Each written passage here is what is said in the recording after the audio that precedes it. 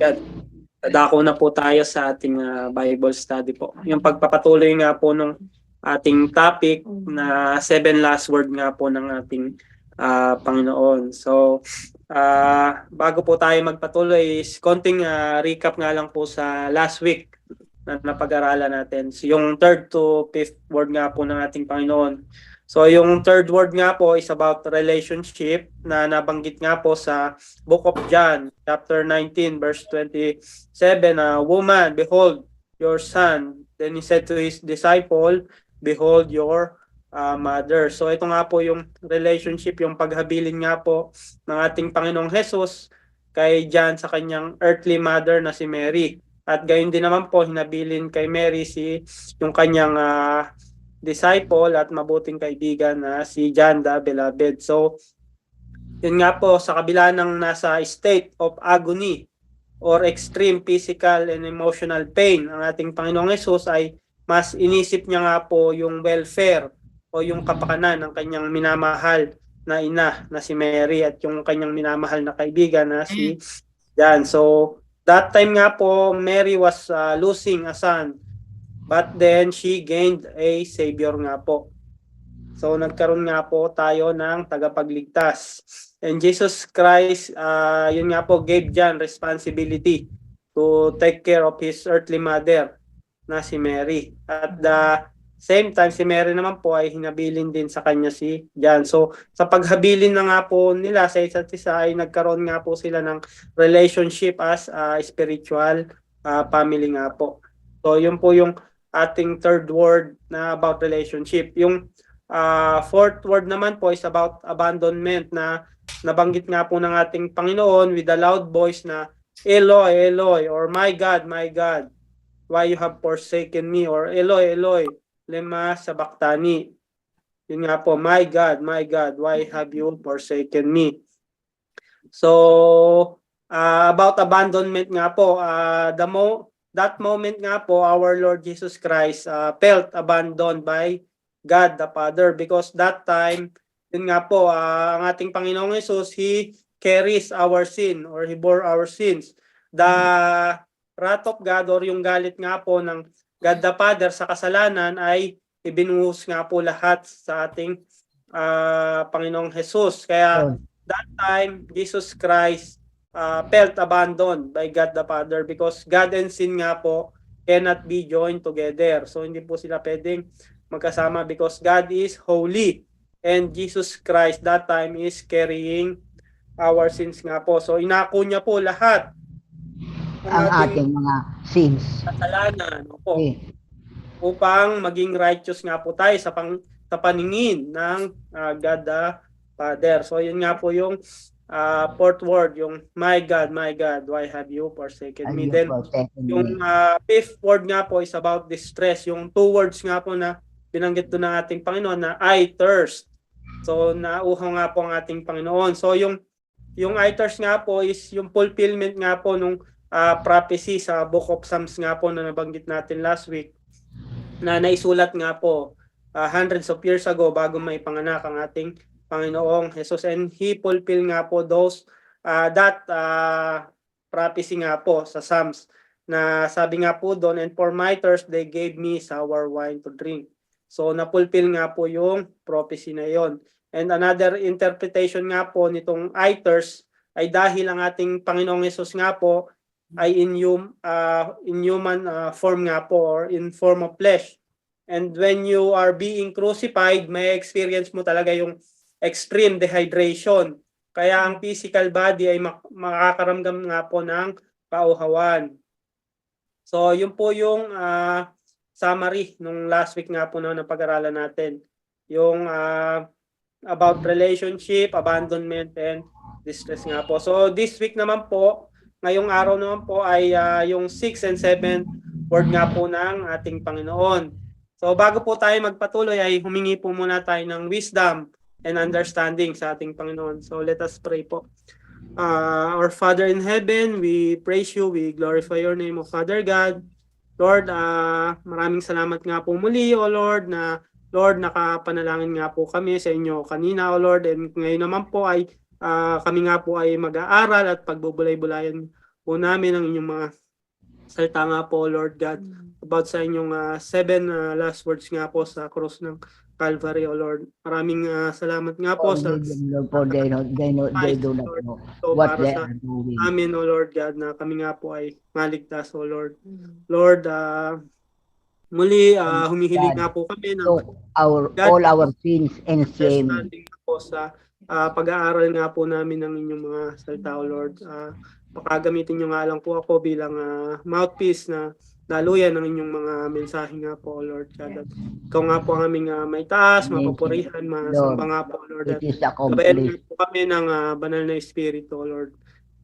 Bigyan nyo nga po kami ng alert mind at heart nga po, Lord, na open our spiritual hearts, our spiritual ears nga po, Lord, sa inyong mga salita, O Lord, na maging madali, malinaw nga po sa amin ang inyong mensahe, O Lord. Maraming salamat nga po, Father God. Mga po aming dalangin, Jesus' mighty name, in the guidance of the Holy Spirit.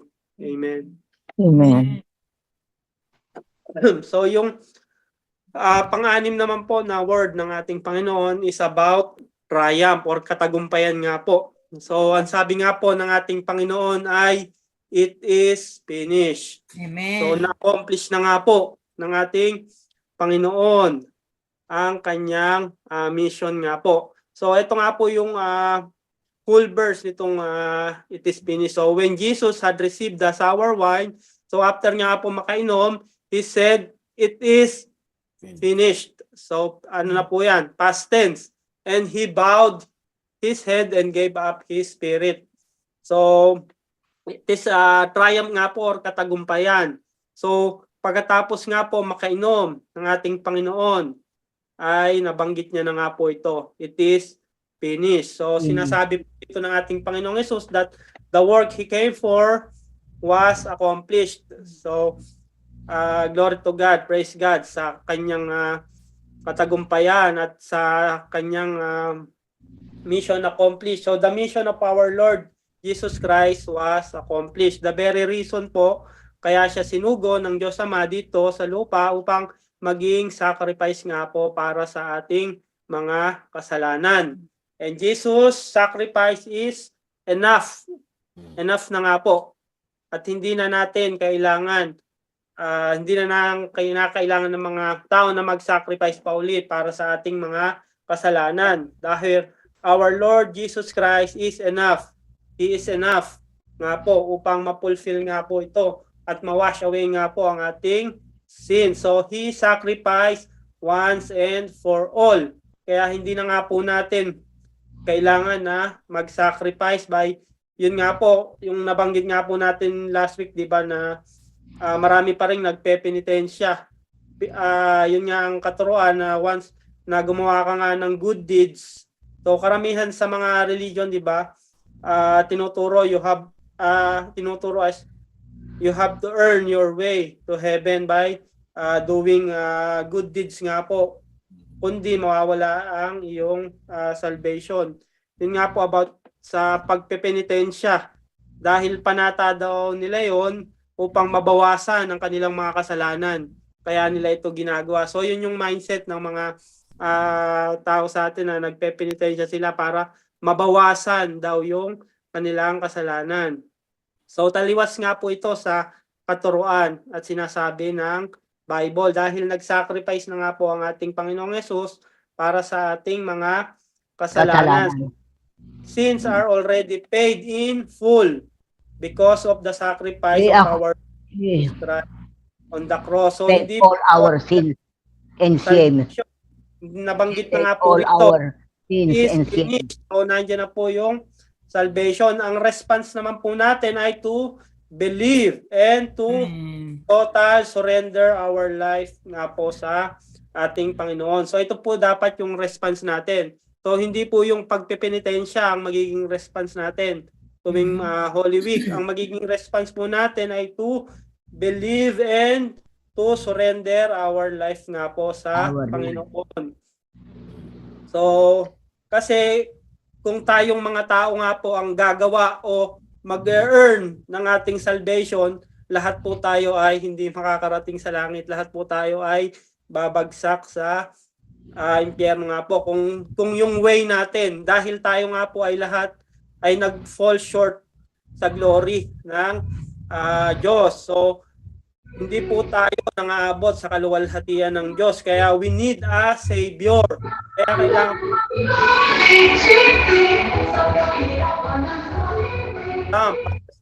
para mag-sacrifice nga po para sa atin. Kasi kung tayo po yung gagawa ng way natin para makapunta sa langit, ay talaga pong walang makakarating doon. Dahil tayo nga po ay likas na makasalanan. Kahit ano pang gawin nating kabutihan ay hindi pa rin natin maaabot ang glory ng Panginoon. Kaya po kailangan natin ng sacrificial lamb, perfect sacrifice. At yun na nga po yung ating Panginoong Jesus. Kaya wala po tayong magagawa to earn our way to heaven. Tanging grace lamang po ng Panginoon ang nagligtas sa atin. Ang response naman po natin ay to believe and to repent and surrender our life to God nga po. So, yun nga po, our God is so gracious na binigay niya nga po ang kanyang bugtong na anak upang tayo nga po ay magkaroon ng salvation through Him alone. So, through Him alone nga po. Siya po yun ng Panginoon at hindi ng ating pansariling gawa. So, God already washed away our sins by the shedding of the blood nga po ng Panginoong Jesus sa krus ng Kalbaryo. So our sins nga po are already white as snow when we believe and accept Jesus Christ in our life nga po, in our heart. So, yun nga po, hindi na po pagpipinitensya ang ating gagawin, kundi pagrepent na sa ating mga kasalanan and be born again in the Spirit nga po. So, hindi po pagpipinitensya ang sagot. Ang sagot po ay pagrepent and believe and be born again in the Spirit. So, iiwan na natin yung old ways ng ating pamumuhay and we will obey nga po the teachings and commands of our Lord Jesus Christ. Nga po, kung iisipin po natin, parang ang hirap talaga na isurrender talaga, na mag-surrender. But then when yun nga po, pag na-experience na natin yung goodness and yung grace nga po ng Panginoon sa buhay natin, ay it is possible nga po. At yun nga po, kapag mayroon na tayo na heaven mindset, na pag-aralan natin dati na kapag meron tayong heaven mindset, ay magiging madali nga po sa atin na mag-surrender at mag-obey nga po sa ating Panginoon nga po. So, heaven mindset nga po, total surrender to God and honoring Him in our lives nga po. So yung mindset na nga po natin ay, yun nga po, ginagawa ko itong mga bagay na ito, good deeds na ito, dahil ito ay makakapag-glorify sa Panginoon. Amen. At hindi po ginagawa ko itong mga good deeds na ito para ako ay maligtas. So magkaiba po yun. So yun po yung karamihan sa mindset ng mga religion, based nga po sa religion, na ginagawa ko itong good deeds na ito para ako ay maligtas. So hindi na po yun yung mindset natin. Ang mindset na nga po natin ay ginagawa ko ito para mag-glorify ang Panginoon sa buhay ko. And so yun na po yung ating heaven mindset. So ang conclusion nga po natin dito sa 6th word ng ating Panginoon sa triumph. So the sacrifice of our Lord Jesus Christ is enough nga po. It is finished. And then yung challenge nga po, application sa ating buhay is yung word nga po ni Apostle Paul na I have fought the good fight, I have finished the race, I have kept the faith. So may finish pa rin po rito. So kagaya nga po ng ating Panginoong Jesus na He finished the mission na ibinigay sa kanya ng God the Father. At ni Apostle Paul na he finished the race and kept his faith. So yung application nga po natin sa buhay is ganun din po, is we must finish the race and to keep our faith nga po hanggang tayo nga po ay nandito sa mundo, habang nabubuhay nga po tayo dito sa mundo, or kung mapalad po tayo na inabutan tayo dito ng Panginoon habang tayo nabubuhay sa kanyang muling pagbabalik, ay yun nga po, we need to keep our faith nga po and finish the race. Kagaya nga po ng ating Panginoon na He finished the mission, and kagaya po ni Apostle Paul na he finished the race and he keep his faith nga po. So ganun din po sa atin yung challenge dito ng ating Panginoon nga po. Amen. So yung 7 word naman, ito nga po yung last word ng ating Panginoon bago nga po yung kanyang last breath nga po na nabanggit diyan sa verse na yan. So about reunion. So mare-reunite na nga po siya sa God the Father. So ganun din po sa atin. Balang araw, mare-reunite nga po tayo sa ating Creator. So ang sabi nga po diyan ng ating Panginoong Jesus ay sa Luke chapter 23 verse 46 na, Father, into your hands I commit my spirit. So ito po yung whole verse nito na pasigaw nga rin po ulit na binanggit ito ng ating Panginoon. So Jesus called out with a loud voice, Father, into your hands I commit my spirit.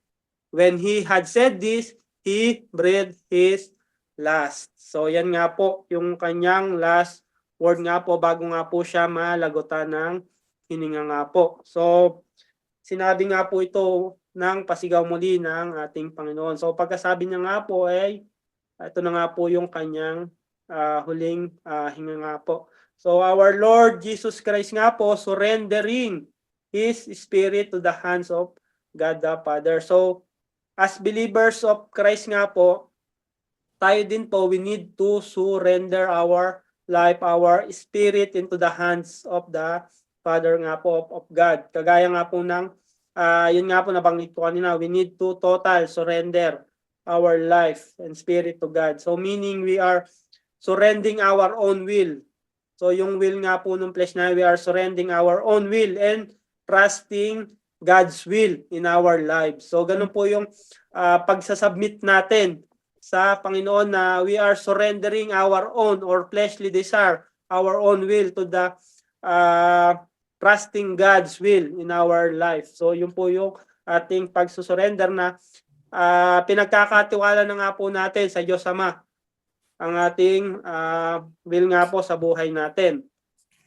And yun nga po, and our Lord Jesus Christ knew that God is sovereign and He is in control nga po sa lahat ng nangyayari. So ganun din po sa atin mga believers na we need to know that God is sovereign and He is in control. So whatever nga po na pinagdadaanan po natin sa ating buhay, we need to surrender it to God nga po. Kagaya nga lang po ng ating Panginoong Hesus dito na He was mocked, He was beaten, nagkaluray-luray po talaga yung kanyang katawan, He was crucified, but then He fully trust God nga po and commit His spirit unto Him because He knew that God is in control nga po. Amen. So, kanina nga po pinanood namin yung Passion of the Christ, nasa Netflix po talagang. Nung napanood namin talagang si Mel ayaw niya nang tignan talagang nagkaluray-luray talaga yung katawan doon ni Jesus Christ. Talagang grabe yung pahirap na naranasan, yung hirap na naranasan ng ating Panginoon. Kaya yun nga po, kahit ganun yung na-experience nga po ng ating Panginoon ay yun nga po, He commit His Spirit. So maging encouragement nga po sa atin to or example nga po na binigay ng Panginoong Hesus sa atin na kahit ganun po yung nangyari, He commit nga po. Ganun din po sa ating mga believers na we must commit our lives, our spirit to God the Father because He is in control. He is sovereign. So and then yun nga po, alam din po ng ating Panginoon na yung kanyang physical body will die, but His spirit will live nga po. So meaning po, death is not the end. So hindi po katapusan yung death ng ating physical body. It is only the beginning nga po ng ating eternal life sa heaven. So only our physical body will die, but our spirit will live on at magkakaroon po tayo ng glorified body in heaven. Kagaya nga po ng ating Panginoong Hesus, di ba, kung matatandaan po natin yung kwento na hindi nga po siya na nakilala ng kanyang mga disipulo dahil yun nga po, iba na po yung kanyang katawan, glorified body. So, bago nga po siya mag-ascend sa heaven nga po. So, yun nga po, we can assure nga po itong hope na ito or itong pag-asa na to na dahil ang ating Panginoon nga po ay yun nga po, nabuhay nga po siyang muli. He rose from the dead nga po. So, mababasa nga po natin sa 1 Corinthians chapter 15. Ayun nga po, verse 3 to 4. I pass on to you what was most important and what had also been passed on to me. Christ died for our sins, just as the scripture said, he was buried and he was raised from the dead on the third day.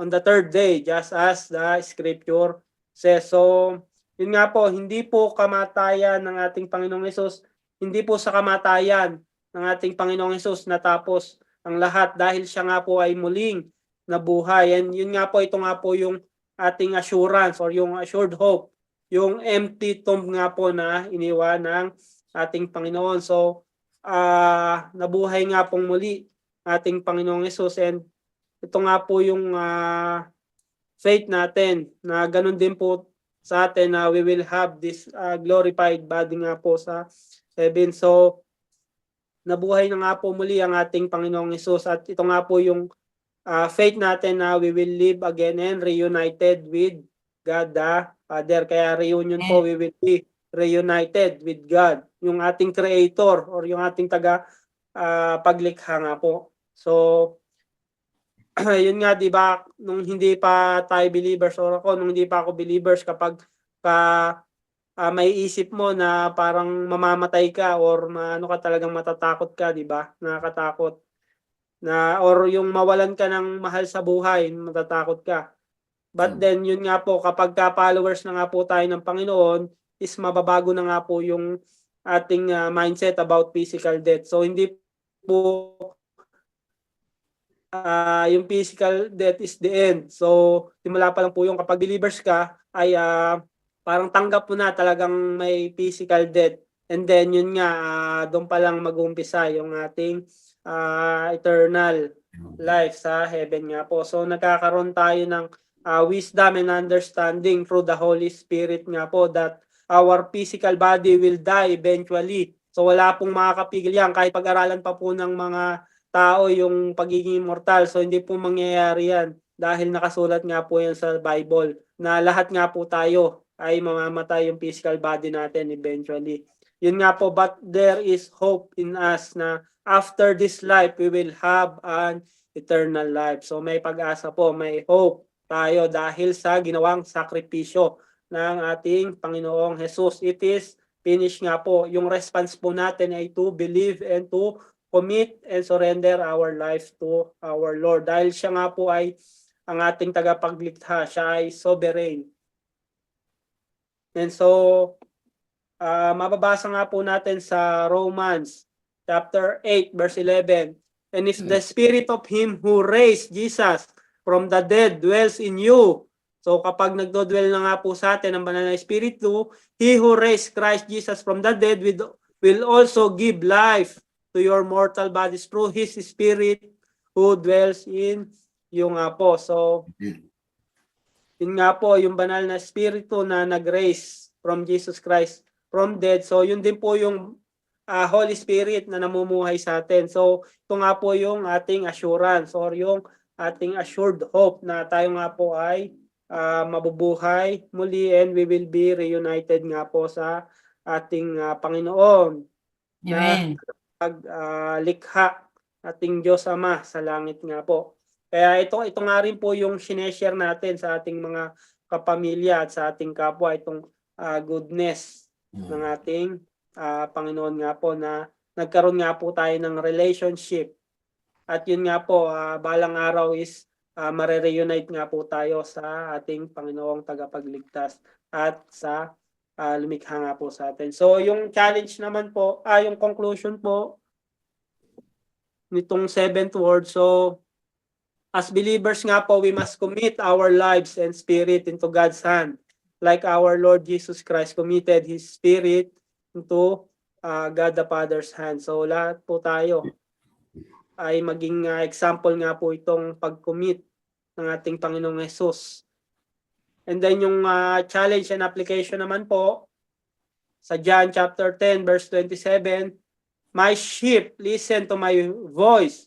I know them and they follow me. I give them eternal life and they shall never perish. No one will snatch them out of my hand." So may hand pa rin po rito. Ating Panginoon, wala nga pong makakapag-snatch sa hand ng Panginoon sa atin. So, yun nga po, as we commit nga po our lives into the hands of our Lord, yun nga po, tayo nga po ay parang mga tupa na napapakinggan nga po natin siya through His Word, through the guidance of the Holy Spirit din po, at nag-obey nga po tayo sa Kanya.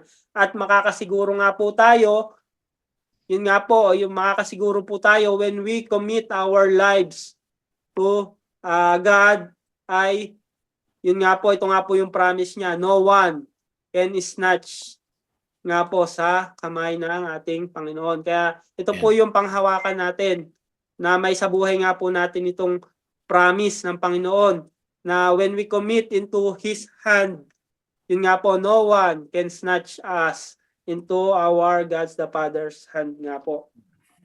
So yun po yung ating topic nitong 3 weeks. So ito po yung summary ng 7 last word nga po ng ating Panginoon.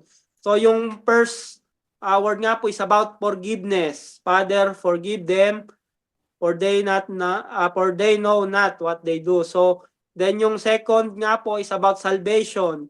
Truly I tell to you, today you will be with me in paradise.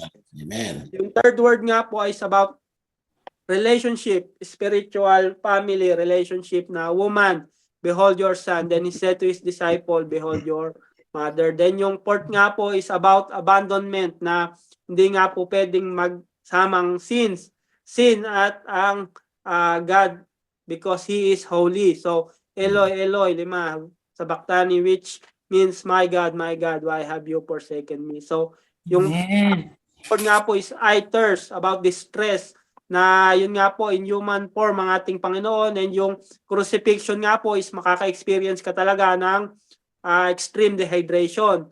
And yung another interpretation is to yung fulfillment nga po ng prophecy sa Book of Psalms. Then yung sixth word nga po is about triumph or katagumpayan. It is finished nga po yung mission ng ating Panginoon, na He is victorious nga po. We are victorious because of Him nga po. So triumph, katagumpayan. And yung seventh word naman po ay about reunion, na mare-reunion na po tayo sa God the Father. So Father, into your hands I commit my spirit. So ganun din po sa pag-commit natin ng ating lives, ating buhay sa Panginoong tagapaglikha, ay yun nga po, magkakaroon din po tayo ng reunion sa Kanya in heaven nga po. So yan po yung summary ng 7 last word ng ating Panginoon. So, Amen. Glory to God. Thank you, Jesus.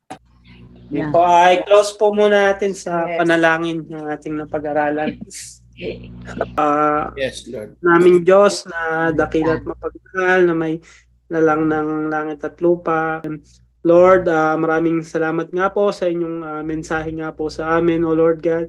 Kahit kami nga po ay palaging nasa inyong sipan, O Lord God, na yung kapakanan nga po namin ang palagi nyo nga pong niisip, O Lord. Maraming salamat nga po, Lord. Salamat, Panginoon. Ito para sa amin nga po, Lord, na dapat ay sa tiyak na kapahamakan nga po kami mapupunta, ay kami nga po ay inyong iniligtas nga po, Lord God.